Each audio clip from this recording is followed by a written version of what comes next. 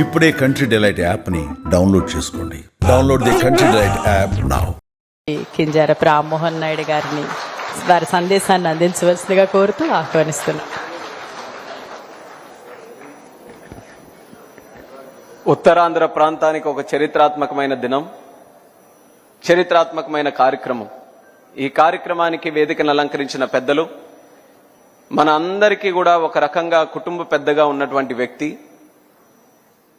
ప్రస్తుతం గోవా గవర్నర్గా ఉంటూ నిరంతరం కూడా సమాజాన్ని, ప్రజలని స్ఫూర్తినిచ్చే విధంగా తన జీవితాన్నే ఒక ఇన్స్పిరేషన్గా నడిచినటువంటి వ్యక్తి, నాకు తండ్రి సమానులైనటువంటి వ్యక్తి పెద్దలు పోసుపాటి అశోక్ గజపతిరాజు గారికి, అలాగే సోదరులు, యువ నాయకత్వానికి ఒక ఆదర్శవంతమైనటువంటి నాయకత్వంతో ముందుకు నడిపిస్తున్నటువంటి రాష్ట్ర ఐటీ మరియు ఎడ్యుకేషన్ మినిస్టర్ వర్యులు సోదరులు లోకేష్ అన్న గారికి, అలాగే పెద్దలు, స్పీకర్, కుటుంబ సభ్యులందరూ కూడా వేదిక మీద ఉన్నవారు అందరూ కూడా కుటుంబ సభ్యులే, అయ్యన్న పాత్రుడు గారు, స్థానిక శాసనసభ్యులు గంటా శ్రీనివాసరావు గారు, అలాగే ఈ యొక్క కార్యక్రమానికి ప్రత్యక్షంగా పరోక్షంగా వెనక ఉంటూ ఇది ఎట్టి పరిస్థితుల్లో జరగాలనే ఆలోచనతో ఎంతో సహకారం అందించినటువంటి శాసనసభ్యురాలు సోదరిమణి అదితి అశోక్ గజపతిరాజు గారు, అలాగే జిఎంఆర్ గ్రూప్ నుంచి రిప్రజెంటేషన్గా ఈరోజు వచ్చినటువంటి రాజు గారు, ఈ నా ముందున్నటువంటి నాయకులు, అధికారులు, అనధికారులు, ఉత్తరాంధ్ర ప్రాంతం నుంచి ఎంతో ఉత్సాహంగా ఇందులో పాల్గొంటున్నటువంటి నా సోదర సోదరిమణులందరికీ కూడా నా హృదయపూర్వకమైనటువంటి నమస్కారాలు తెలియజేసుకుంటున్నాను. ఇందాక చెప్పినట్టు ఒక చారిత్రాత్మకమైనటువంటి దినం. నేను సివిల్ ఏవియేషన్ మినిస్టర్గా ఉన్నా, నాకు సంబంధించినటువంటి ఒక కార్యక్రమంగా ఇది ఉన్నా సరే, ఒక ఉత్తరాంధ్ర వాసిగా ఈ యొక్క కార్యక్రమం చూసి ఎంతో గర్వపడుతున్నాను. ఉత్తరాంధ్ర ప్రాంతం అనంటే ఎప్పుడూ కూడా వలసలు వెళ్లే ప్రాంతం, లేకపోతే వెనకబడినటువంటి ప్రాంతంగా ఎంతో మంది ఎన్నో సంవత్సరాల నుంచి మాట్లాడుతూ వస్తున్నారు. కానీ ఈ 18 నెలలు మన రాష్ట్ర ముఖ్యమంత్రి వర్యులు చంద్రబాబు నాయుడు గారు, అలాగే మన ఐటీ శాఖ మంత్రి వర్యులు లోకేష్ అన్న గారు, వీళ్ళిద్దరూ కూడా ఈ ఉత్తరాంధ్ర మీద, ముఖ్యంగా విశాఖపట్నం మీద పెట్టినటువంటి దృష్టితో ఇప్పటి వరకు ఉన్నటువంటి ఉత్తరాంధ్ర వేరు, రేపు రాబోతున్నటువంటి ఉత్తరాంధ్ర వేరు అని ఒక జనరేషనల్ షిఫ్ట్ తీసుకొని వచ్చినటువంటి ఘనత ఈరోజు వాళ్ళిద్దరిది అన్నది ప్రత్యేకంగా తెలియజేసుకుంటున్నాను. విశాఖపట్నం ముందు నుంచి ఎప్పటి నుంచో ఉత్తరాంధ్రకే ఒక వేదికగా, ఒక కేంద్రంగా ఉండేది. కానీ గత 18 నెలలుగా జరుగుతున్నటువంటి ఇక్కడ కార్యక్రమాలు చూస్తే ఈ విశాఖపట్నం గాని, ఉత్తరాంధ్ర గాని ప్రపంచానికే ఒక కేంద్రంగా రేపు తయారవ్వబోతుందన్నది ఈ సందర్భంగా తెలియజేస్తున్నాను. అందులో ఏవియేషన్ తాలూకా పాత్ర కూడా చాలా ప్రాముఖ్యత కలిగినటువంటిది. మీరు ఇప్పుడు చూస్తున్నారు, దేశంలో ఎక్కడికి వెళ్ళినా ఏవియేషన్ గురించి అందరూ మాట్లాడుకుంటున్నారు. ఒక రకంగా ఏవియేషన్ ఈరోజు అందరితో కూడా కనెక్ట్ అయి ఉన్నటువంటి సబ్జెక్టుగా మారింది. అలాంటి ఏవియేషన్ ఈరోజు ఇంత పెద్ద ఎత్తున మన దేశంలో గ్రో అయిందనంటే దానికి కారణం మన ప్రధానమంత్రి వర్యులు నరేంద్ర మోదీ గారు. ఆయన 2014లో ప్రధానమంత్రి అయినప్పుడు ఈరోజు మనకి గోవా గవర్నర్గా ఉన్నటువంటి అశోక్ గజపతిరాజు గారు ఆ రోజు కేంద్ర మంత్రిగా ఉన్నారు. వాళ్ళిద్దరూ కలిసి ఆలోచించి ఆ రోజు ఒక పునాది వేసి ఏవియేషన్కి గత 10 సంవత్సరాలుగా ప్రతి సంవత్సరం 12% గ్రోత్ రేట్తో ఎదిగినటువంటి ఏకైక సెక్టర్ మన దేశంలో ఏవియేషన్ సెక్టర్ అని అంటే దానికి ఆ రోజు పునాది వేసినటువంటి అశోక్ గజపతిరాజు గారికి కూడా ఎంతో క్రెడిట్ చెందుతుందని కూడా ఈ సందర్భంగా తెలియజేస్తున్నాను. ఇప్పటికీ కూడా మా ఏవియేషన్ శాఖలో ఏదైనా ఒక మంచి కార్యక్రమం గురించి ఈరోజు కూడా చెప్పాలనంటే దాని పేజీలు, చరిత్ర తిరగరాసి చూస్తే అందులో అశోక్ గజపతిరాజు గారి తాలూకా పాత్ర స్పష్టంగా ఈ రోజు వరకు కూడా కనిపిస్తుంది. అంత గొప్ప ఆలోచనలతో ఆ రోజు పునాది వేసినందుకు ఇప్పుడు శ్రీనివాసరావు గారు చెప్పినట్టు ఏవియేషన్ ఏదో ఒక వర్గానికో, ఒక సెక్టర్కో, లేకపోతే ఒక ఎలీట్కో, ఒక లగ్జరీ ఐదులోగా లేకుండా ప్రతి ఒక్కరూ, ఒక సాధారణమైనటువంటి వ్యక్తి కూడా ఈరోజు ఏవియేషన్లో, ఎయిర్ క్రాఫ్ట్లో ప్రయాణించేటటువంటి స్థాయికి మన భారతదేశం ఈరోజు ఎదిగింది. ఇలాగే ఎదగబోతుంది కూడా. ఈరోజు సుమారు మన దేశంలో 800 ఎయిర్ క్రాఫ్ట్లు ఉన్నాయి. మన భారతదేశం ఆర్డర్స్ ఈరోజు చూసుకుంటే మరొక 1700 ఎయిర్ క్రాఫ్ట్లు ఆర్డర్స్ పెట్టి ఉన్నారు. అంటే ఎంత డిమాండ్ మన దేశంలో ఏవియేషన్ కి సంబంధించి ఉందో ప్రతి ఒక్కరు కూడా గమనించాలి. అలాగే మరొక 20 సంవత్సరాల్లో 800 ఎయిర్ క్రాఫ్ట్లు కాస్త 3000 ఎయిర్ క్రాఫ్ట్ల వరకు కూడా వెళ్ళబోతున్నాయి. ప్రతి ఎయిర్ క్రాఫ్ట్ కి డైరెక్ట్ గాను ఇండైరెక్ట్ గాను ఒక 100 రకాలైనటువంటి ఉద్యోగాలు క్రియేట్ అవుతున్నాయి. ఆ 100 రకాల ఉద్యోగాల్లో అనేక రకాలైనటువంటి స్కిల్ సెట్ ఉంటుంది.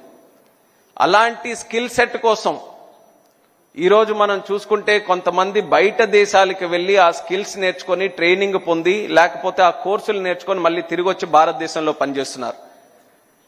అలాంటి ఆ యొక్క గ్యాప్ ఏదైతే ఉందో అది మన నారా చంద్రబాబు నాయుడు గారు గమనించి ఎందుకు మన దగ్గరే ఆ స్కిల్ సెట్ గానీ ఆ ట్రైనింగ్ గానీ ఆ యూనివర్సిటీలు గానీ మన దగ్గర ఉండకూడదనే ఒక మంచి ఆలోచనతో మన ఉత్తరాంధ్ర ప్రాంతంలో ఈ రోజు ఏవియేషన్, డిఫెన్స్ అలాగే ఏరోస్పేస్ కి సంబంధించి ఎడ్యూసిటీ ఆ ఆలోచన చంద్రబాబు నాయుడు గారు మొట్టమొదటగా ఆలోచించి అది ముందుకు పెట్టడం జరిగింది.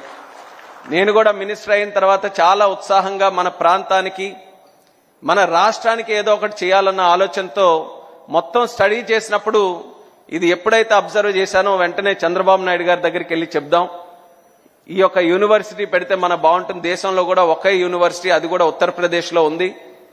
మన దక్షిణ భారతదేశంలో ఎక్కడా కూడా లేదు. ఇది కానీ మనం ఈరోజు పొటెన్షియల్ ట్యాప్ చేసుకుంటే భవిష్యత్తులో ఇంకా ఎన్నో కార్యక్రమాలు చేయొచ్చని చాలా ఆసక్తితో ఆయన దగ్గరికి వెళ్ళి రివ్యూ మీటింగ్ లో కూర్చున్న తర్వాత ఇంకా రివ్యూ మీటింగ్ మొదలే కాలేదు, నేను ఏ మాట మాట్లాడలేదు. ఆయనే ముందుగా మొత్తం అంతా సినాప్సిస్ ఇచ్చి మన ఆంధ్రప్రదేశ్ రాష్ట్రంలో ఏవియేషన్ సెక్టర్ మరింత అభివృద్ధి చెందాలి, దానికి సంబంధించి విశాఖపట్నంలో ఎట్టి పరిస్థితుల్లో మన ఏవియేషన్ యూనివర్సిటీ మొదలు పెట్టాలని నేను చెప్పే లోపలే ఆయన నాకు చెప్పడం జరిగింది. అంటే చంద్రబాబు నాయుడు గారి తాలూకా ఆలోచనలు ఏ రకంగా పనిచేస్తాయనడానికి అదొక ప్రత్యేకమైనటువంటి ఉదాహరణ.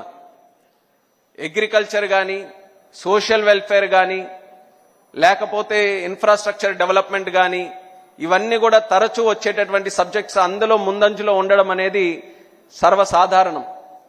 ఏవియేషన్ అనేది ఒక ఫ్యూచరిస్టిక్ సబ్జెక్ట్. అది ఏవియేషన్ లో అప్ టు డేట్ గా ఉండాలి. ఏవియేషన్ లో 20 years లో 30 years లో 40 years లో ఏం జరుగుతుందనడానికి చాలా లోతుగా ఈ సబ్జెక్ట్ చదివితే గానీ అవన్నీ కూడా తెలియవు.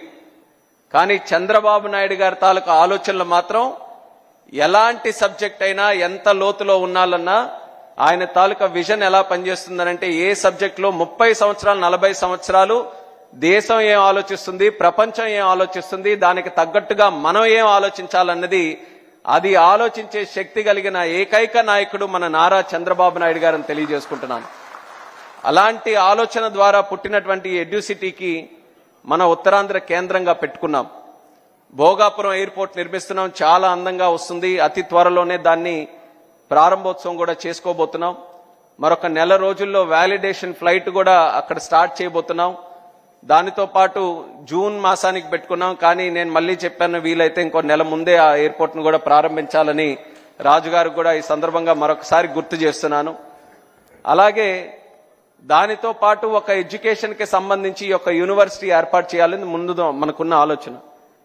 కానీ ఆలోచనలో అందరూ కూడా సమిష్టిగా దాని మీద మంతనం చేసిన తర్వాత ముఖ్యంగా లోకేష్ అన్న గారు దాంట్లో ఇన్వాల్వ్ అయ్యి యూనివర్సిటీ అనంటే కేవలం ఒక సెట్ ఆఫ్ స్కిల్సే మనం చేయగలమేమో, ఈ యొక్క యూనివర్సిటీ కేవలం మన ఉత్తరాంధ్రకు భారతదేశానికో సంబంధించినటువంటి కేంద్రంగా ఉండకూడదు, ప్రపంచంలో ఉన్న యూనివర్సిటీలకు అన్నిటికీ ద బెస్ట్ గా ఇక్కడ తయారు చేయాలని ఎప్పుడైతే ఆ ఆలోచన లోకేష్ అన్న గారు జోడించారో యూనివర్సిటీని కాస్త ఎడ్యూసిటీగా మార్చాం. ఎడ్యూసిటీ తాలూకా ప్రత్యేకత ఏంటంటే అందులో ఎన్ని యూనివర్సిటీలైనా మనకు పెట్టేటటువంటి సామర్థ్యం మనం కల్పించబోతున్నాం. ఏ దేశంలో ఉన్నటువంటి బెస్ట్ యూనివర్సిటీ అయినా, ఇది ఆయన కూడా చెప్తారు, ఆ టాస్క్ మళ్ళీ నాకే అప్ చెప్తారు, ముందే నేను చెప్తున్నాను. అమెరికాలో గాని, యూకేలో గాని, ఆస్ట్రేలియాలో గాని ఎక్కడెక్కడైతే ఏవియేషన్ కి సంబంధించినటువంటి బెస్ట్ యూనివర్సిటీలు, బెస్ట్ కాలేజెస్ ఏవైతే ఉన్నాయో వాటన్నిటికీ కూడా ఈ ఎడ్యుసిటీ ఒక కేంద్రంగా మారాలి, ఒక వేదికగా మారాలనే ప్రయత్నంతో రేపు రాబోతున్న రోజుల్లో మనం కృషి చేయబోతున్నాం. ఇందాకే నేను చెప్పాను ఎంత డిమాండ్ మనం క్రియేట్ చేస్తున్నామని భారతదేశంలో. అయితే ఈ యొక్క యూనివర్సిటీ ఎడ్యుసిటీలో చదివేటటువంటి వ్యక్తులు కేవలం మన డొమెస్టిక్ డిమాండ్ కి సంబంధించిన వాళ్ళే కాదు, ప్రపంచంలో కూడా ఎక్కడైనా పనిచేసేటటువంటి సామర్థ్యం వాళ్ళకి కల్పించాలనేది మన ఆలోచన. ఇందులో వెనకున్నటువంటి ఆలోచన, మనం ఎప్పుడు కూడా ఉత్తరాంధ్ర ప్రాంతం నుంచి పని కోసం బయటికి వెళ్లే రోజుల నుంచి ఇక్కడ పని కోసం వెతుక్కుంటూ, ట్రైనింగ్ కోసం వెతుక్కుంటూ, స్కిల్లింగ్ కోసం వెతుక్కుంటూ మన ఉత్తరాంధ్ర ప్రాంతం వచ్చే విధంగా రేపు ఈ యొక్క విశాఖపట్నం మన తాలూకా ఉత్తరాంధ్ర ప్రాంతం తయారవబోతుందని తెలియజేసుకుంటున్నాను.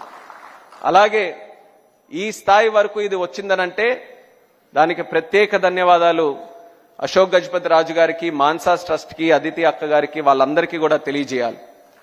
జనరేషన్స్ గా వాళ్ళ తాలూకా కుటుంబం మన ఉత్తరాంధ్ర ప్రాంతానికి చేసినటువంటి కార్యక్రమాలు మనం ఎప్పటికీ కూడా మర్చిపోలేం.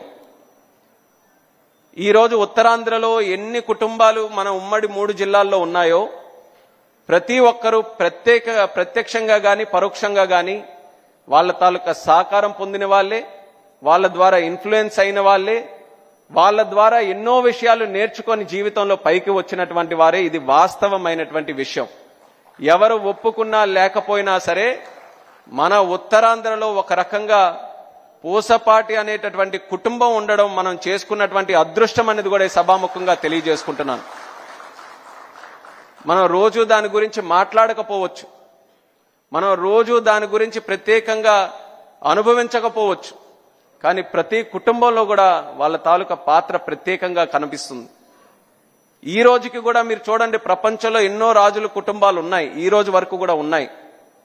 కానీ ఇప్పటి వరకు కూడా వేరే ఆలోచన లేకుండా విద్య అనంటే కోట్ల రూపాయలు ఖర్చు పెట్టేటటువంటి భూమి మరొక ఆలోచన లేకుండా ముందుకు వచ్చి ఇస్తున్నారనంటే నిజంగా ఎంత గొప్పతనమో మనం అందరం కూడా ఆలోచించుకోవాలి.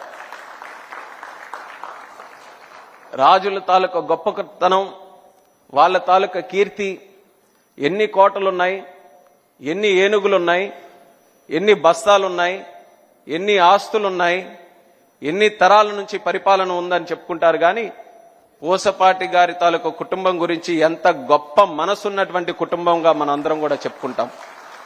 అటువంటి వారు ఎందులో కూడా వాళ్ళ తాలూకా సహకారం అందించి ఫ్యూచర్ జనరేషన్స్ కి ఎంతో ఉపయోగపడేటటువంటి యొక్క ఏవియేషన్ ఎడ్యుసిటీకి సుమారు 136 ఎకరాలు ఇవ్వడం అనేది ఉత్తరాంధ్ర ప్రాంతం అందరి తరపున కూడా ప్రత్యేకంగా మనస్ఫూర్తిగా మా తాలూకా ధన్యవాదాలు ఆయనకి తెలియజేసుకుంటున్నాను.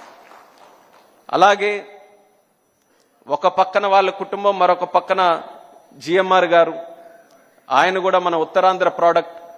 ఒక సాధారణమైనటువంటి కుటుంబం నుంచి అంచెలంచెలుగా ఒక ఆంట్రప్రెన్యూర్ గా ఎదిగి ఈరోజు భారతదేశంలోనే ఒక ప్రఖ్యాతి చెందినటువంటి ఒక వ్యాపారవేత్తగా ఎదిగి మన ప్రాంతానికి కూడా ఎంతో గౌరవం తీసుకొని వచ్చినటువంటి వ్యక్తి. ఈ 2 బ్రాండ్స్ కూడా కలిసి మాన్సాస్ అలాగే జిఎంఆర్ ఇద్దరు కూడా ఎంతో విలువలకి, ఆ హ్యూమన్ టచ్ కి, వీటన్నిటికీ కూడా చాలా ప్రాధాన్యత ఇచ్చినటువంటి బ్రాండ్స్ ఈ 2 కూడా. అలాంటివి తిరిగి మన ప్రాంతంలో ఇంత గొప్ప ఇన్స్టిట్యూషన్ ఏర్పాటు చేయడానికి ఇద్దరు తాలూకా కలయిక మన ప్రాంతానికి ఇంకా మరింత శక్తినిచ్చే విధంగా ఈ యొక్క ప్రాజెక్టు కూడా భవిష్యత్తులో రాబోతుంది. మరి వాళ్ళిద్దరికీ కూడా ప్రత్యేకమైనటువంటి ధన్యవాదాలు మరొకసారి వేదిక ద్వారా తెలియజేసుకుంటున్నాను. ఇది ప్రారంభం మాత్రమే.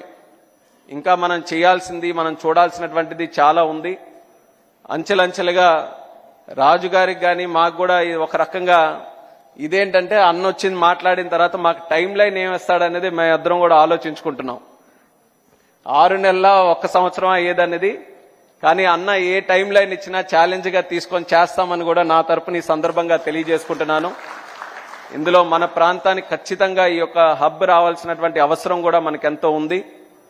దేశం, ప్రపంచంలో ఏవియేషన్ తాలూకా సబ్జెక్ట్ మీద రేపు రాబోతున్నటువంటి టెక్నాలజీస్, ఎన్నో రీసెర్చ్, ఎంతో ఇన్నోవేషన్ కూడా ఇందులో జరుగుతుంది.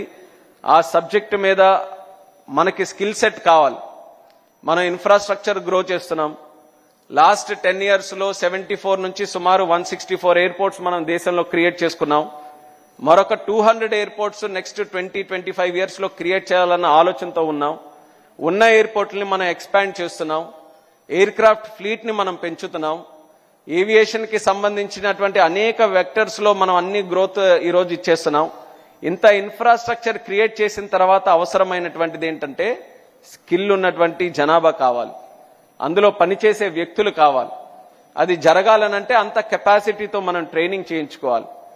ఈరోజు మినిస్టర్గా వాస్తవంగా చెప్తున్నాను, ట్రైనింగ్ కెపాసిటీ ఇంకా మెరుగుపడాల్సినటువంటి అవసరం మన దేశంలో ఉంది. ఈరోజు ఆంధ్రప్రదేశ్ రాష్ట్రం అది లీడ్ తీసుకొని ఈ యొక్క కేంద్రం పెట్టడం వల్ల ఈ రోజు ఉన్నటువంటి డిమాండే కాకుండా రేపు రాబోతున్నటువంటి డిమాండ్కి కూడా అడ్రస్ చేయడానికి ఇది చాలా చక్కగా ఉపయోగపడుతుందని నేను కూడా నమ్ముతున్నాను. అందరం కూడా కలిసికట్టుగా ఇది ప్రపంచంలోనే ఒక ఉన్నతమైనటువంటి ఒక ఏవియేషన్కి సంబంధించిన ఎడ్యూసిటీగా తయారు చేయడానికి మేమందరం కూడా దీనికి సంబంధించి కృషి చేస్తామని తెలియజేసుకుంటూ, ఈరోజు పార్లమెంట్ ఉన్నా సరే ఇది ఒక గొప్ప కార్యక్రమం. ఇది ఎట్టి పరిస్థితుల్లో దీన్ని అటెండ్ అవ్వాలని కొంత సమయం తీసుకొని ఈరోజు ఇక్కడికి వచ్చి ఇది అటెండ్ అవుతున్నాను. ఇది అయిన వెంటనే మళ్ళీ పార్లమెంట్కి కూడా వెళ్ళి అటెండ్ అవ్వాలి.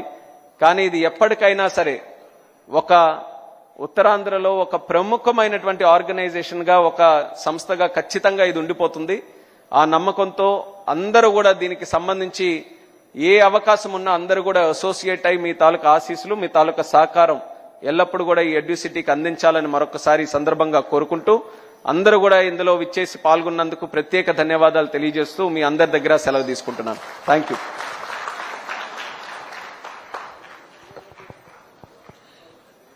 ధన్యవాదాలు సార్. భారత పార్లమెంట్లో మీరు అందరికన్నా పిన్న వయస్కులు అంటారు, కానీ మీ చేతుల మీదుగా చాలా పెద్ద పెద్ద కార్యక్రమాలు శ్రీకారం చుట్టబడుతున్నాయి. మరొకసారి మీకు మా ధన్యవాదాలు తెలియజేస్తున్నాం. ఇప్పుడు మన